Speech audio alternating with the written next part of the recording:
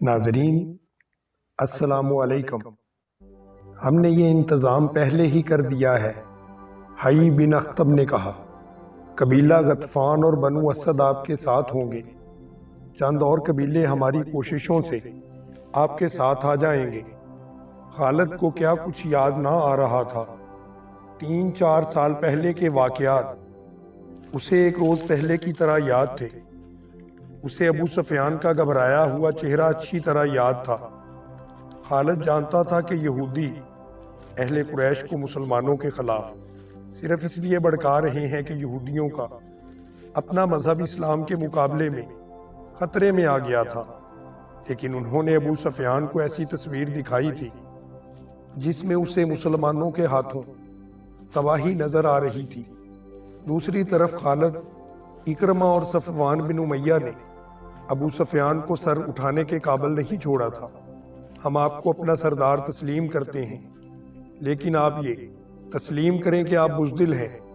اگر مسلمان موسم کی خرابی اور قحط میں لڑنے کے لیے آ گئے تھے تو پھر ہم بھی لڑ سکتے تھے۔ آپ نے جھوٹ بول کر ہمیں دھوکہ دیا ہے۔ ابو سفیان بزدل ہے۔ ابو سفیان نے پورے قبیلے کو بزدل بنا دیا ہے۔ اب محمد صلی اللہ علیہ وآلہ وسلم کے چیلے ہمارے سر پر کودیں گے، اور ایسی بہت سی طنز اور غصے بھری آوازیں مکہ کے گلی کوچوں میں گشت کرتی رہتی تھیں۔ ان آوازوں کے پیچھے یہودیوں کا دماغ بھی کام کر رہا تھا، لیکن اہل قریش کی غیرت اور ان کا جذبہ انتقام انہیں چین سے بیٹھنے نہیں دیتا تھا۔ ابو سفیان اس حالت تک پہنچ گیا تھا کہ اس کے باہر نکلنا ہی کم ہو گیا تھا۔ خالد کو وہ دن یاد آیا جب اسے ابو سفیان نے اپنے گھر بلایا تھا۔ خالد کے دل میں ابو سفیان کا وہ احترام نہیں رہ گیا تھا جو کبھی ہوا کرتا تھا۔ وہ بادل نخواستہ صرف اس لیے چلا گیا تھا کہ ابو سفیان اس کے قبیلے کا سردار تھا، اور وہ ابو سفیان کے گھر گیا تو وہاں اکرمہ اور صفوان بھی بیٹھے ہوئے تھے۔ خالد، ابو سفیان نے کہا، میں مدینہ پر حملے کا فیصلہ کر چکا ہوں۔ خالد کو ایسا محسوس ہوا جیسے اس نے غلط سنا ہو۔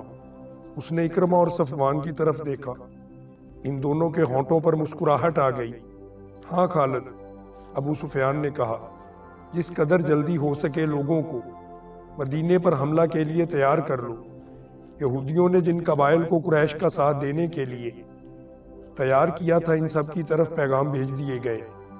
یہ فروری 627 عیسوی کے آغاز کے دن تھے۔ مختلف قبائل کے لڑاکا دستے مکہ میں جمع ہونے لگے۔ ان قبائل میں سب سے زیادہ فوج غطفان کی تھی۔ ان کی تعداد 3000 تھی۔ اس کے علاوہ 700 آدمی بنو سلیم نے بھیجے تھے۔ جو اسد نے بھی خاصی فوج بھیجی تھی، جس کا سردار طلحہ بن خیلد تھا، اور اس کی تعداد تاریخ میں نہیں لکھی گئی۔ قریش کی اپنے فوج کی تعداد 4000 پیادہ اور 3000 گھڑ سوار اور 1500 شتر سوار تھے۔ اس پورے لشکر کی تعداد جو مدینہ پر فوج کشی کے لیے جا رہی تھی کل 10,000 تھی۔ اس کی کمان ابو سفیان کے ہاتھ میں تھی۔ ابو سفیان نے اس متحدہ فوج کی جمعیت القبائل کا کہا تھا۔ ان میں کچھ قبائل مکہ میں نہیں تھے۔ انہوں نے اطلاع دی کہ جب لشکر مکہ سے روانہ ہوگا تو وہ اپنی اپنی بستی سے کوچ کر جائیں گے اور راستے میں لشکر سے جا ملیں گے۔ خالد کو آج وہ وقت یاد آ رہا تھا جب اس نے مکہ سے کوچ کیا تھا۔ لشکر کا تیسرا حصہ ان کی کمان میں تھا۔ اس نے ایک ٹیکری پر گھوڑا چڑھا کر وہاں سے اس تمام لشکر کو دیکھا۔ اسے لشکر کے دونوں سرے نظر نہیں آ رہے تھے۔ دف اور نفریاں اور شہنائیاں اور لشکر کی مترنم آواز جو ایک ہی آواز لگتی تھی، خالد کے خون کو گرما رہی تھی۔ اس نے گردن تان کر اپنے آپ سے کہا تھا کہ مسلمان پس کر رہ جائیں گے، اسلام کے ذرے عرب کی ریت میں مل کر ہمیشہ کے لیے فنا ہو جائیں گے۔ یہ اس کا عزم تھا۔ یہ لشکر 24 فروری 627 عیسوی بمطابق 1 شوال ہجری مدینہ کے قریب پہنچ گیا۔ قریش نے اپنا پڑاؤ اس جگہ ڈالا جہاں احد کی لڑائی کے لیے خیمہ زن ہوئے تھے، وہاں دو ندیاں آ کر ملتی تھیں۔ دوسرے تمام قبائل احد کی پہاڑی کے مشرق کی طرف خیمہ زن ہوئے۔ قریش نے یہ معلوم کرنے کے لیے کہ مدینے کے لوگوں کو قریش کے لشکر کی آمد کی اطلاع ملی ہے یا نہیں، دو جاسوس تاجروں کے بھیس میں مدینے بھیجے۔ ابو سفیان اور اس کے تمام نائب سالاروں کی خواہش تھی اور کوشش یہ تھی کہ مدینے والوں پر بے خبری میں حملہ کیا جائے، لیکن دوسرے ہی دن قریش کا ایک جاسوس جو کہ یہودی تھا مدینہ آیا۔ اس نے ابو سفیان کو بتایا کہ مسلمانوں کو حملہ اور لشکر کی آمد کی اطلاع مل چکی ہی۔ مسلمانوں میں خوف و ہراس پھیل گیا تھا۔ اس یہودی جاسوس نے بتایا سارے شہر پر خوف طاری ہو گیا ہے، لیکن محمد صلی اللہ علیہ وآلہ وسلم اور اس کے قریبی حلقے کے آدمیوں کی للکار پر مسلمانوں کے دل مضبوط ہو گئے۔ گلی کوچوں میں ایسے اعلان ہونے لگے جن سے تمام شہر کا جذبہ اور حوصلہ بلند ہو گیا اور مسلمان لڑائی کے لیے ایک جگہ پر اکٹھے ہونے لگے۔ میرے خیال میں ان کی تعداد 3000 سے زیادہ نہیں ہوگی۔ مورخ لکھتے ہیں کہ مسلمانوں کی تعداد 3000 سے زیادہ نہ تھی۔ انہیں اطلاع مل چکی تھی کہ مدینے پر حملے کے لیے جو لشکر آیا ہے اس کی تعداد 10,000 ہے، جس میں سینکڑوں گھڑ سوار اور شتر سوار بھی ہیں۔ اس وقت تک عرب کی سرزمین میں کسی لڑائی میں اتنا بڑا لشکر نہیں دیکھا گیا تھا۔ تعداد کو دیکھا جاتا اور فن حرب و ضرب کے پیمانے سے دونوں اطراف کو ناپا تولا جاتا تو مسلمانوں کو لڑے بغیر ہتھیار ڈال دینے چاہیے تھی، یا وہ رات کی تاریکی میں مدینہ سے نکل جاتے اور کسی بستی کو اپنا ٹھکانہ بناتے۔ کوئی سوچ بھی نہیں سکتا تھا کہ 3000 مسلمان 10,000 کے لشکر کا مقابلہ ذرا سی دیر کے لیے بھی نہیں کر سکیں گے۔ 10,000 لشکر نہایت آسانی سے مدینے کی اینٹ سے اینٹ بجا سکتا تھا، لیکن یہ حق اور باطل کی ٹکر تھی۔ یہ اللہ کے آگے سجدہ کرنے والوں اور بت پرستوں کا تصادم تھا۔ خدا کو حق کے ساتھ دینا تھا، خدا کو اپنے اس عظیم پیغام کی لاج رکھنی تھی جو اس کی ذات باری نے غار ہیرا میں عرب کے سپوت کو دیا تھا اور اسے رسالت عطا فرمائی تھی۔ خدا ان کا ساتھ دیتا ہے جن کے دلوں میں حق اور صدق ہوتا ہے۔ یہ نبی اکرم صلی اللہ علیہ وآلہ وسلم کی للکار تھی جو مدینے کے گلی کوچوں میں سنائی دے رہی تھی۔ لیکن اے اللہ کی عبادت کرنے والوں، خدا تمہارے ساتھ اسی صورت میں دے گا جب تم دلوں سے خوف و ہراس نکال کر ایک دوسرے کا ساتھ دو گے اور اپنی جانیں اللہ کی راہ میں قربان کر دینے کا عزم کرو گے۔ جو ہمارے اللہ کو نہیں مانتا وہ ہمارے دین کو نہیں مانتا۔ جو ہمارا دشمن ہے اس کا قتل ہم پر فرض ہے۔ یاد رکھو، قتل کرنے کے لیے قتل ہونا بھی پڑتا ہے۔ ایمان سے بڑھ کر کوئی طاقت نہیں جو تمہیں دشمن سے بچا سکے گی۔ تمہیں دفاع مدینے کا نہیں بلکہ اپنے عقیدے کا کرنا ہے۔ اگر اس عزم سے آگے بڑھو گے تو 10,000 پر بھی غالب آ جاؤ گے۔ خدا سوئے ہوئے یا خوف زدہ انسان کو معجزے نہیں دکھایا کرتا۔ اپنے عقیدے اور اپنی بستی کے دفاع کا معجزہ تمہیں خود دیکھنا ہے۔ نبی کریم صلی اللہ علیہ وآلہ وسلم نے مدینہ والوں کا حوصلہ اس قدر مضبوط کر دیا کہ وہ اس سے بڑے لشکر کے مقابلے کے لیے بھی تیار ہو چکے تھے۔ لیکن رسول خدا صلی اللہ علیہ وآلہ وسلم اس سوچ میں ڈوب گئے تھے کہ اتنے بڑے لشکر سے مدینہ کو بچانا کس طرح ممکن ہو سکتا ہے۔ آپ صلی اللہ علیہ وآلہ وسلم کو یہ تو پورا یقین تھا کہ خدا حق پرستوں کے ساتھ ہے، لیکن حق پرستوں کو خود بھی کچھ کر کے دکھانا تھا۔ بچاؤ کی کوئی صورت نظر نہیں آ رہی تھی۔ خدا نے اپنے نام لیواؤں کی مدد کا انتظام کر رکھا تھا۔ وہ ایک انسان تھا جس نے عمر کے آخری حصے میں اسلام قبول کیا تھا۔ اس انسان کا نام سلیمان فارسی رضی اللہ عنہ تھا۔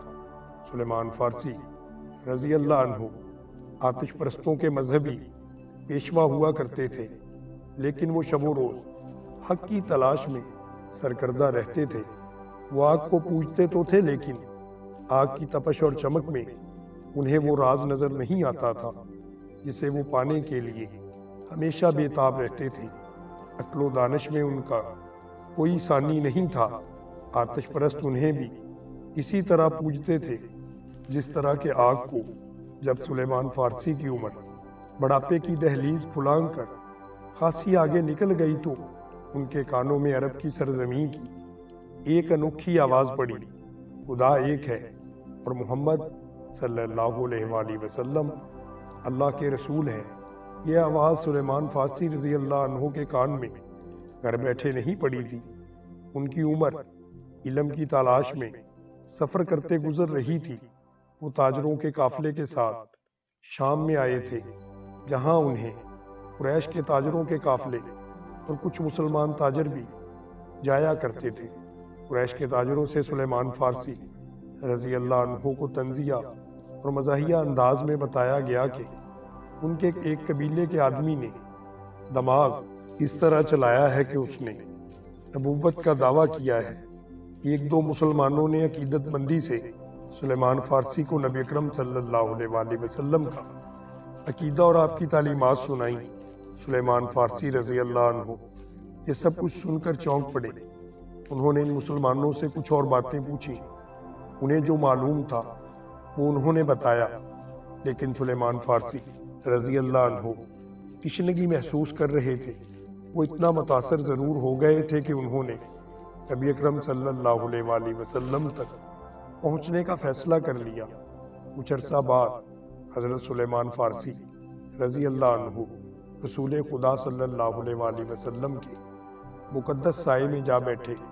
انہیں وہ راز مل گیا جس کی تلاش میں وہ مارے عمر گزار رہے تھے۔ انہوں نے رسول اللہ صلی اللہ علیہ وآلہ وسلم کے دستے مبارک پر اسلام قبول کر لیا۔ اس وقت تک سلیمان فارسی بڑھاپے کے آخری حصے میں پہنچ چکے تھے۔ اپنے ملک میں سلیمان فارسی رضی اللہ عنہ صرف مذہبی پیشوا ہی نہ تھے، وہ جنگی علوم کے ماہر تسلیم کیے جاتے تھے۔ اس دور کے مذہبی پیشوا بھی جنگ و جدل اور سپاہ گری کے ماہر ہوا کرتے تھے۔ علم و ادب کے عالم بھی سپاہی ہوتے تھے، لیکن سلیمان فارسی رضی اللہ عنہ کو خدا نے جنگ و جدل کے امور میں غیر معمولی ذہانت دی تھی۔ اپنے ملک میں جب کوئی لڑائی ہوتی تھی یا دشمن حملہ آور ہوتا تھا تو سلیمان فارسی رضی اللہ عنہ کو بادشاہ طلب کر کے صورتحال ان کے آگے رکھتا اور مشورے لیتا تھا۔ نامور سالار بھی ان کے شاگرد تھے۔ وہ سلیمان فارسی رضی اللہ عنہ اس وقت مدینہ میں رسول اکرم صلی اللہ علیہ وآلہ وسلم کے صحابہ کرام رضوان اللہ علیہ اجمعین میں شامل تھے۔ رسول اکرم صلی اللہ علیہ وآلہ وسلم نے یہ صورتحال جو قریش نے آپ کے لیے پیدا کر دی تھی سلیمان فارسی رضی اللہ عنہ کے آگے رکھی۔ خندق کھودو، سارے شہر کے گرد میں گھیرا لے لے، سلیمان فارسی رضی اللہ عنہ نے کہا۔ رسول اکرم صلی اللہ علیہ وآلہ وسلم اور وہاں بیٹھے تمام صحابہ کرام اور سالار ایک دوسرے کے منہ کی طرف دیکھنے لگے کہ سلیمان فارسی رضی اللہ عنہ یہ کیا کہہ رہے ہیں۔ عرب خندق سے واقف نہ تھے۔ فارس میں جنگوں میں خندق کا رواج عام تھا۔ سب کو حیران دیکھ کر سلیمان فارسی رضی اللہ عنہ نے بتایا کہ خندق کیا ہوتی ہے اور اس سے دفاعی کام کس طرح سے لیا جاتا ہے۔ رسول اکرم صلی اللہ علیہ وآلہ وسلم جو خود تاریخ کے نامور سالار تھے، خندق کی ضرورت اور افادیت کو سمجھ چکے تھے، لیکن آپ صلی اللہ علیہ وآلہ وسلم کے دیگر سالار شش و پنج میں پڑ گئے۔ ان کے لیے اتنے بڑے شہر کے ارد گرد اتنی چوڑی اور اتنی بڑی خندق کھودنا ناقابل فہم نہیں تھا، لیکن انہیں رسول خدا صلی اللہ علیہ وآلہ وسلم کا حکم ماننا تھا۔ خندق کی لمبائی اور چوڑائی اور گہرائی کا بھی حساب کر لیا گیا تھا۔ رسول خدا صلی اللہ علیہ وآلہ وسلم نے خندق کھودنے والوں کو تعداد کا حساب کیا تو آپ نے کھدائی کا کام اس تعداد پر تقسیم کیا کہ ہر ایک 110 آدمیوں کے حصے میں 40 ہاتھ کھدائی آتی۔ تو رسول خدا صلی اللہ علیہ وآلہ وسلم نے دیکھا کہ لوگ خندق کو ابھی تک نہیں سمجھے، وہ کھدائی سے ہچکچا رہے تھے، تو آپ صلی اللہ علیہ وآلہ وسلم نے کدال اٹھائی اور کھدائی شروع کر دی۔ یہ دیکھتے ہی مسلمان اپنی اپنی کدالیں اور بیلچے لے کر نعرے لگاتے ہوئے زمین کا سینہ چیرنے لگے۔ ادھر سے اس وقت کے ایک شاعر حضرت حسان بن ثابت رضی اللہ عنہ آ گئے۔ حسان مشہور نعت گو تھے جنہیں رسول اکرم صلی اللہ علیہ وآلہ وسلم اکثر اپنے ساتھ رکھا کرتے تھے۔ اس موقع پر جب مسلمان خندق کھود رہے تھے، حسان رضی اللہ عنہ نے ایسے اشعار ترنم سے سنانے شروع کر دیے کہ خندق کھودنے والوں پر وجد اور جنون کی کیفیت طاری ہو گئی۔ خندق کی لمبائی چند گز نہیں تھی، اسے میلوں دور جانا تھا۔ شیخین کی پہاڑی سے چل کر جبل بن عبید تک یہ خندق کھودنی تھی۔ زمین نرم بھی تھی اور سنگلاخ بھی تھی، اور یہ نہایت تیزی سے مکمل کرنی تھی، کیونکہ دشمن سر پر آ پہنچا تھا۔ قریش کا لشکر اس عجیب و غریب طریقہ دفاع سے بے خبر احد کی پہاڑی کی طرف خیمہ زن تھا۔ اس کے پیچھے یہودیوں کا ہاتھ تھا۔ چلتے چلتے خالد کو اپنی آواز سنائی دینے لگی۔ اہل قریش تو ٹھنڈے پڑ گئے تھے، ان پر مسلمانوں کی دھاک بیٹھ گئی تھی۔ گھوڑا اپنی مرضی کی چال چل رہا تھا۔ مدینہ ابھی دور تھا۔ خالد کو جھمپ سی محسوس ہوئی۔ اس کے قبیلہ قریش نے اسے شرمسار کر دیا تھا۔ اسے یہ بات اچھی نہیں لگی تھی کہ یہودیوں کے اکسانے پر اس کے قبیلے کے سردار اور سالار ابو سفیان نے مدینے پر حملے کا فیصلہ کر لیا تھا، لیکن وہ خوش تھا کہ حملے کا فیصلہ تو ہوا۔ اتنا بڑا لشکر جو سرزمین عرب پر پہلی بار دیکھا گیا تھا، یہودیوں نے ہی جمع کیا تھا، لیکن خالد اس پر بھی مطمئن تھا کہ کسی نے بھی یہ کام کیا ہو۔ لشکر تو جمع ہو گیا تھا۔ وہ اس روز بہت خوش تھا کہ اسے اتنے بڑے لشکر کو دیکھ کر ہی مسلمان مدینہ سے بھاگ جائیں گے۔ اگر مقابلے پر جم بھی گئے تو گھڑی دو گھڑی میں ان کا صفایا کر دیا جائے گا۔ اور وہ اس وقت تو بہت ہی خوش تھا جب احد کی پہاڑی کی دوسری طرف یہ سارا لشکر خیمہ زن ہوا۔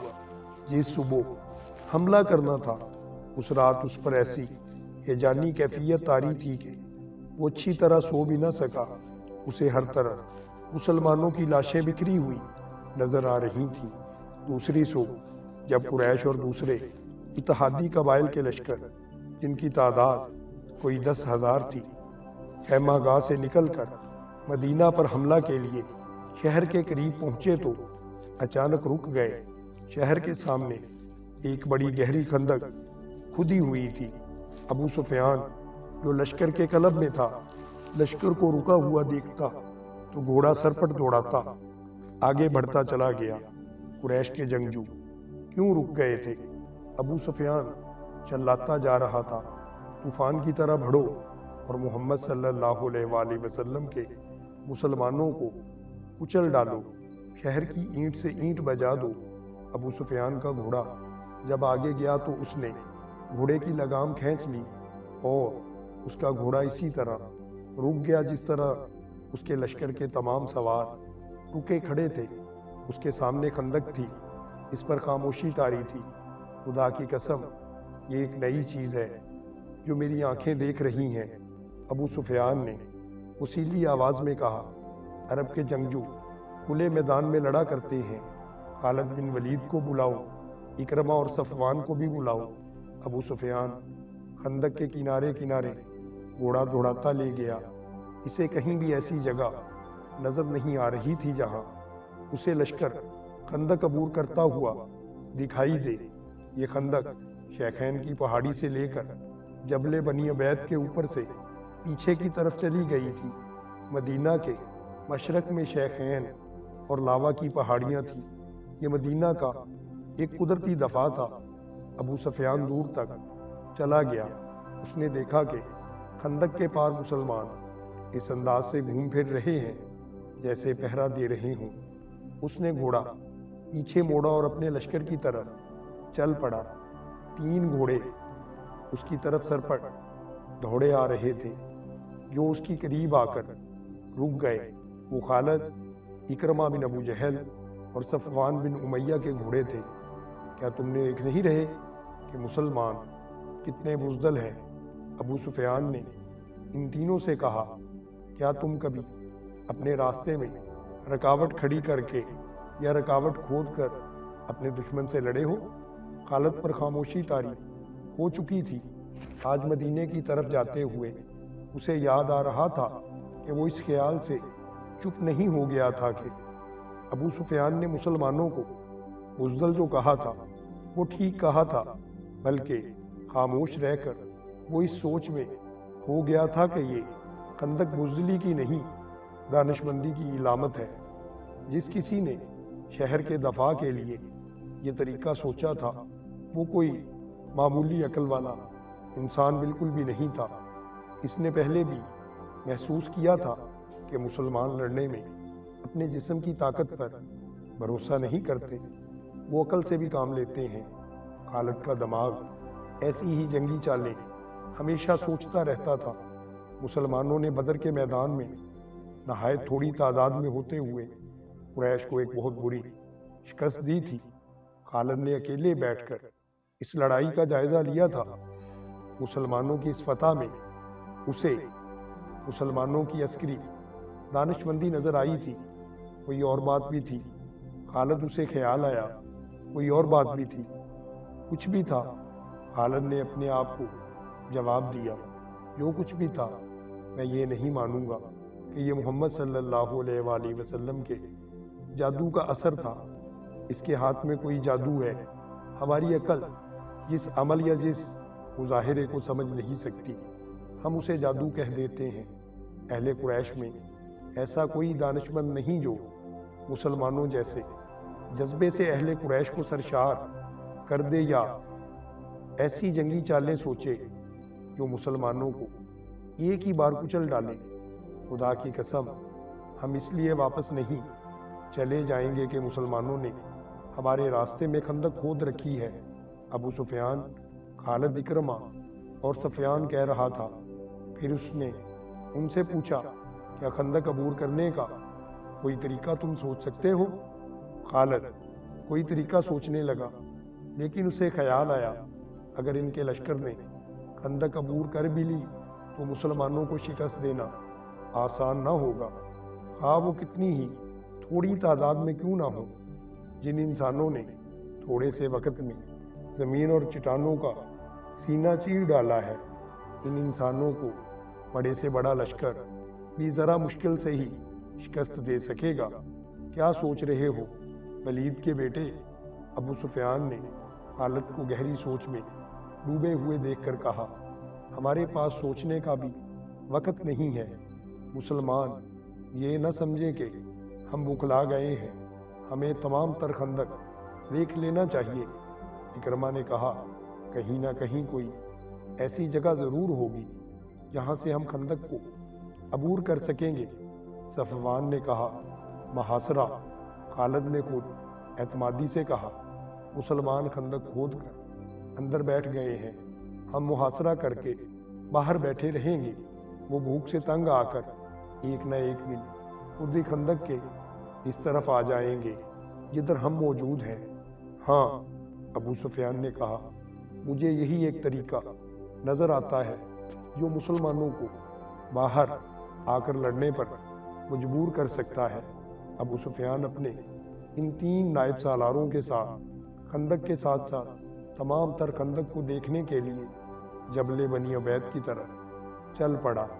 صلہ کی پہاڑی مدینہ اور جبل بنی عبید کے درمیان واقع تھی۔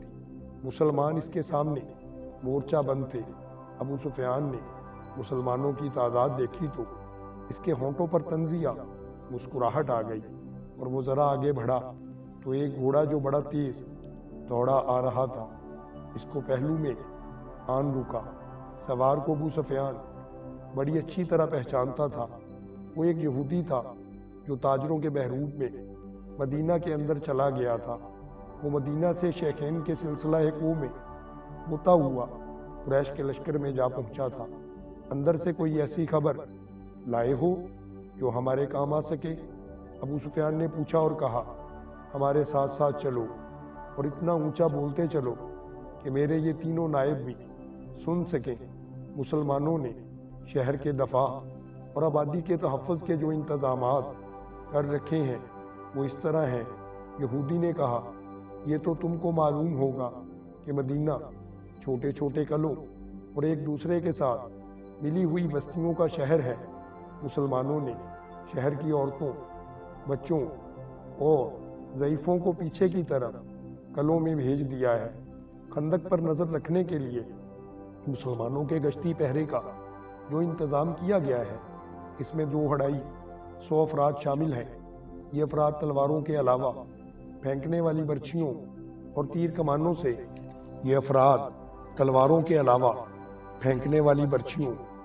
तीर कमानों से मुसल्लह हैं।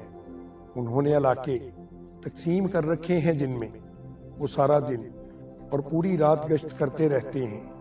जहाँ कहीं से भी तुम खंदक अबूर करने की कोशिश करोगे, वहाँ मुसलमानों की खासी ज़्यादा तादाद पहुँच जाएगी और इस कदर ज़्यादा तीर और बर्छियाँ बरसाएगी कि तुम लोग वापस को भागने के सिवा और कुछ नहीं कर सकोगे। ये भी हो सकता है कि रातों को मुसलमान के वैश खंदक से बाहर आकर तुम पर शब खून मार कर वापस चले जाएं।